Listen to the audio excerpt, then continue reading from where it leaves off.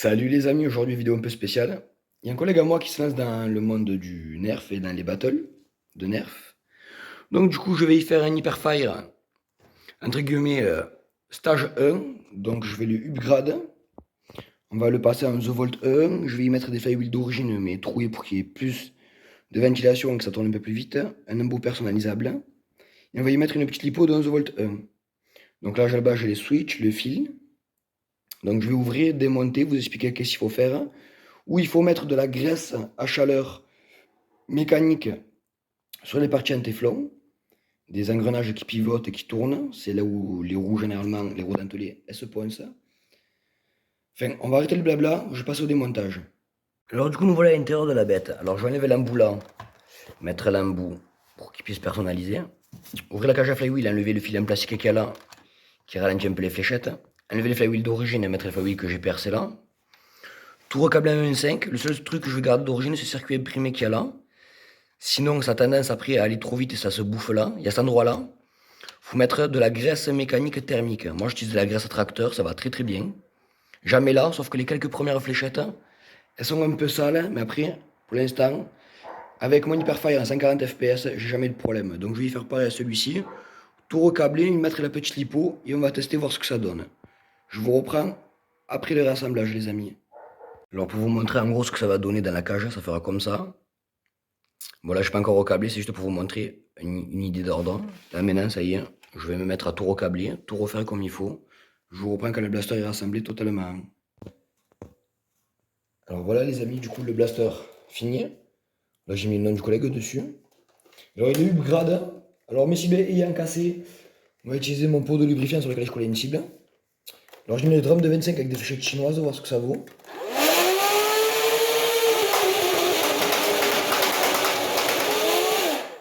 Franchement, précision de fou. Je crois que les fléchettes chinoises d'action, ben, ça débite assez bien. On va essayer des X-shots, elles ont tendance à bloquer. Alors dans une charge de 18.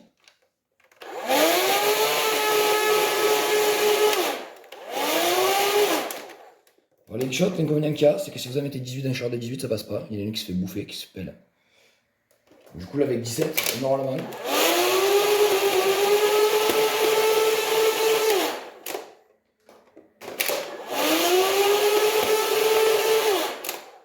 Alors les X-shots sont rien. On va utiliser des nerfs élite classiques.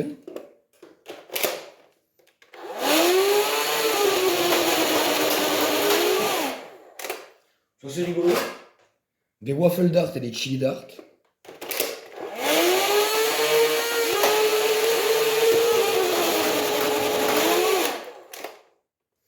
Alors il y a une waffle dart qui s'est un peu poincée. Alors des imitations waffle dart.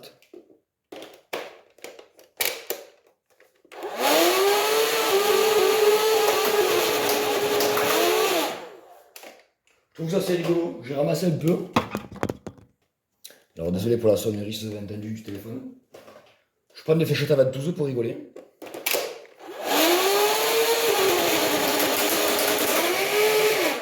Quelques-unes sont restées collées avec la pression.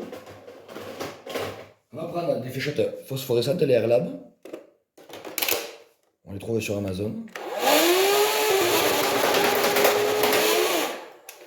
Franchement, il tabasse tellement que je reçois sur les pieds. On va finir avec un chargeur worker de 22 avec des Eva Dart.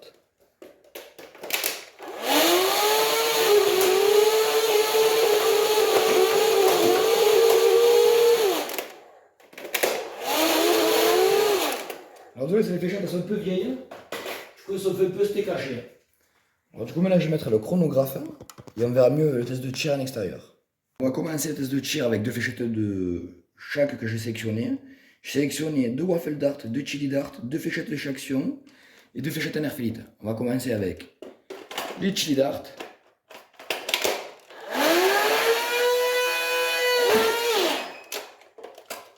« 82.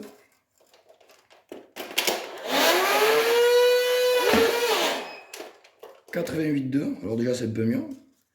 Maintenant on va passer à la waffle dart.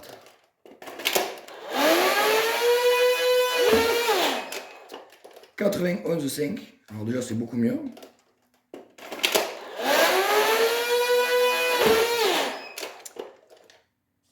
91,5. 84,2. Alors maintenant on passe à la Nerf Elite.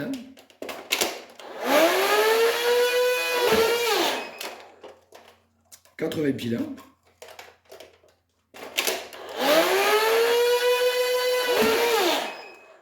79,7. Alors les Nerf Elite, je le sais qu'elles font un peu tout ou rien.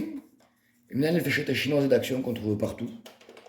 Les fléchettes à premier prix comme vous voulez.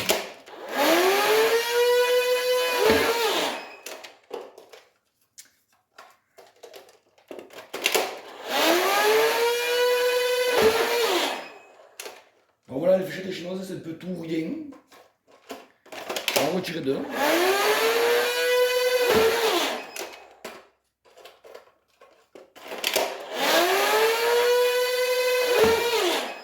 En moyenne, on va dire qu'on fait du 84 à 93 fps. Hein, que de base, l'Hyperfire est donné pour 70 à 76 fps max. Alors du coup, ça c'est comme ça. Maintenant, pour le fun, je vais vous mettre un petit chargeur de 18 avec l'embout Canon Sniper. Pour le fun, avec l'embout du Long Strike, chargeur de 18.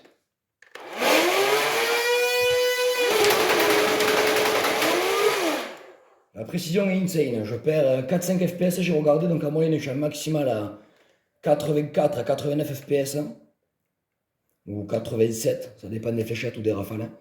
Mais vous avez vu, le tir il est franchement parfait. Je vous invite d'aller essayer dehors, on l'essaiera avec des fléchettes un peu de toutes les sortes.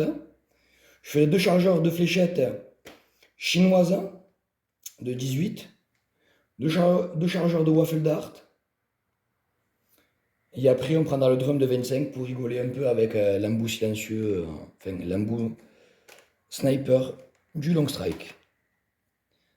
Allez, je prépare tout ça, je vous reprends vite. Alors nous voilà en extérieur les amis, on va faire un petit test de distance. J'ai mis que 2 fléchettes de chacun, donc des waffle dart, des airlab et des fléchettes chinoises.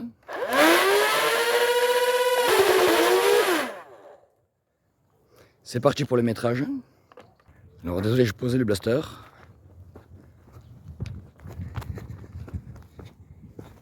Alors à 10 mètres, une waffle dart qui a éclaté. 15 mètres, une autre waffle dart. 16 mètres, une fléchette chinoise.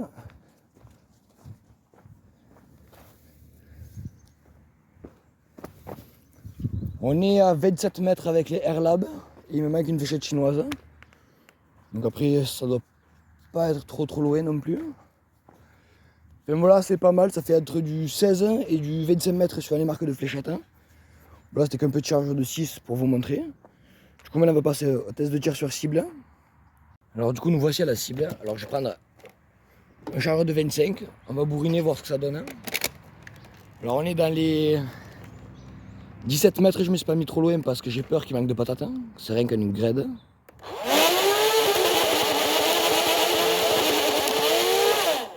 Oui, il y en a quelques-unes qui plongent quand on tire les 25 à rafale. Mais bon, c'est pas le but. Alors on va prendre un char de 18 d'air là-bas, on va tirer des petites rafales. Attendez, je vais reculer un peu. Voilà, du coup là on est dans les 20 mètres. Alors un chargeur d'air lab. Je tire des petites rafales.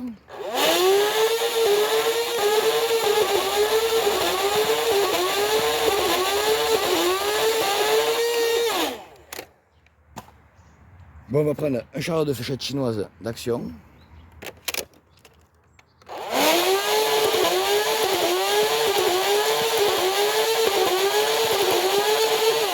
On va prendre le coup de tirer un peu plus haut de ce qu'on vise, mais ça a l'air plutôt pas mal.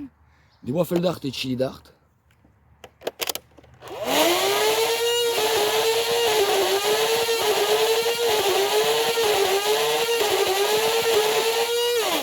C'est fou, les chili dart et waffle dart, c'est impressionnant. Alors je vais régler un peu la luminosité et je mettrai l'embout sniper. Alors voilà, j'ai mis l'embout sniper, on va voir si c'est plus précis.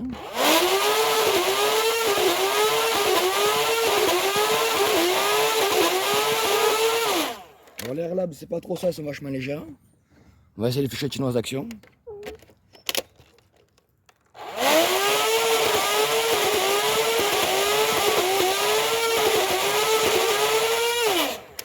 C'est pas mal, ça contient un peu. Et maintenant waffle dart et chili dart.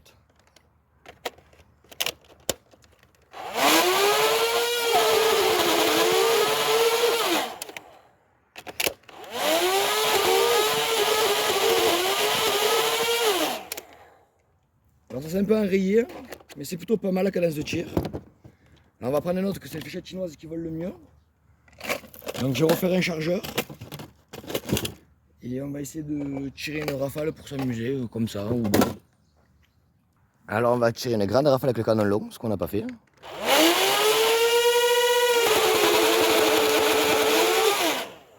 C'est précis, la fléchette chinoise. On va avoir des petites rafales.